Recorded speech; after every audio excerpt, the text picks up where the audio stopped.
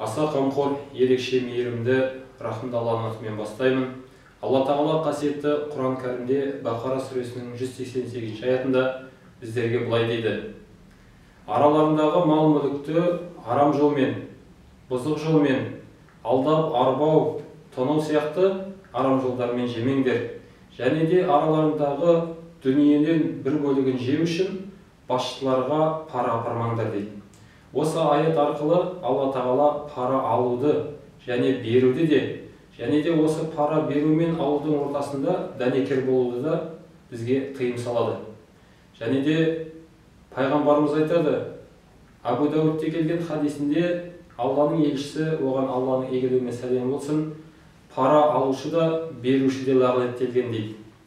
Яғни пара беру Алланың алдында күнәһар қылып, адамдардың алдында парақор деген қарабет қылады екен.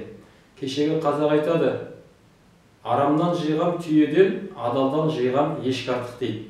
Яғни аз да болса адалмен тапқан мал-мүлікке, дүниеге жетері жоқ екен.